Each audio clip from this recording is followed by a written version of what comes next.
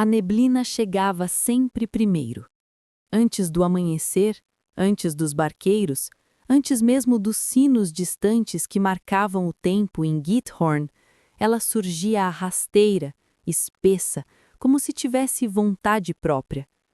Os moradores já estavam acostumados. Aquele vilarejo, cortado por canais silenciosos e casas antigas de telhados de palha, sempre teve seus mistérios.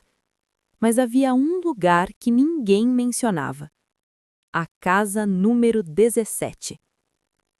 Lars não acreditava em histórias. Era fotógrafo, acostumado a capturar paisagens perfeitas e vender sonhos. Quando chegou a Ulana, decidiu que Githorn seria seu próximo projeto. A Veneza do Norte, diziam, bonita demais para não render dinheiro. Foi a idosa da padaria quem comentou, quase sussurrando: evite fotografar a casa 17, principalmente à noite. Ele riu, achou o folclore local, melhor ainda para conteúdo. Naquela tarde, Lars alugou um pequeno barco elétrico e percorreu os canais. Tudo parecia exatamente como nas fotos. Água parada, pontes de madeira, jardins impecáveis. Até que viu a casa. Diferente das outras, estava levemente inclinada, como se o solo sob ela estivesse cedendo. As janelas eram escuras demais, mesmo com o sol ainda alto. Nenhuma flor, nenhum movimento, nenhum sinal de vida. Perfeita. Ele tirou várias fotos. Quando olhou a última no visor da câmera, algo estranho aconteceu. Uma silhueta apareceu na janela do segundo andar. Lars franziu o senho. Olhou novamente para a casa, não havia ninguém ali. Voltou para a câmera. A figura ainda estava lá, parada, observando. Ele sentiu um arrepio subir pela espinha. Mesmo assim, aproximou o zoom. A imagem ficou granulada, mas era nítido o suficiente. Era uma mulher. Pele pálida demais, olhos fundos, boca entreaberta como se estivesse prestes a dizer algo ou gritar. Lars piscou. A imagem sumiu. Reflexo, deve ser reflexo, murmurou, tentando se convencer. Mas naquele instante, a água ao redor do barco ondulou mesmo sem vento.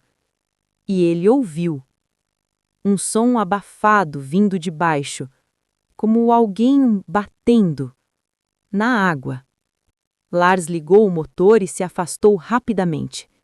Naquela noite, no pequeno quarto que alugara, ele começou a editar as fotos. Em todas elas, a casa parecia errada. Não só pela inclinação, havia detalhes que ele não lembrava de ter visto. Em uma imagem, a porta estava entreaberta. Em outra, havia marcas de mãos no vidro. E em uma terceira, a mulher estava mais próxima. Agora não apenas na janela, mas do lado de fora, na água. O coração de Lars acelerou. Ele ampliou a imagem. A mulher parecia estar submersa até o pescoço, olhando diretamente para ele. O rosto distorcido, como se a água a estivesse puxando para baixo, mas ela não afundava. Ela esperava. De repente, a tela piscou. E a foto mudou. Agora não era mais a mulher, era ele, dentro da água. Lars recuou da cadeira, ofegante. Que diabos? A luz do quarto começou a falhar. Piscar, piscar, piscar, e então silêncio. O som veio novamente. Dessa vez não estava na memória, nem na câmera. Estava no quarto. Ploc, como uma gota. Ploc. Outra. Lars olhou para o chão. Água. Pequenas poças se formavam ao redor de seus pés, mas o chão estava seco minutos antes.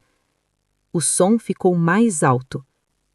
Ploc, ploc, ploc. Ele ergueu o olhar lentamente. O teto. Algo escorria dele. Água escura, espessa, como se viesse de outro lugar. Então algo caiu. Um fio de cabelo molhado. E outro. E mais. Até que uma mão surgiu, atravessando o teto como se ele não existisse. Pálida, encharcada, tremendo. Lars tentou correr, mas escorregou. A água agora cobria o chão inteiro, gelada. A mão desceu mais, depois o braço, depois o rosto. Era ela, a mulher da casa. Os olhos fixos nele. A boca se abriu e finalmente o som saiu. Não um grito, mas um sussurro impossível de ignorar. Você viu. Agora vem. A água subiu rapidamente. Pelos tornozelos, pelas pernas, pelo peito. Lars tentou gritar, mas a água entrou na boca. Seus pulmões queimaram. E antes de desaparecer completamente, ele viu uma última coisa. A mulher sorrindo. Dias depois, o dono do quarto arrombou a porta. Não havia ninguém. Apenas água. E a câmera. Dentro dela, uma nova foto. A casa número 17. E na janela, duas silhuetas. Uma delas segurando uma câmera. A outra, observando. Desde então, dizem que ao fotografar a casa, você nunca está sozinho. Porque se você enxergar o que está na água, ela também vai enxergar você. E vai esperar, pacientemente, até você voltar.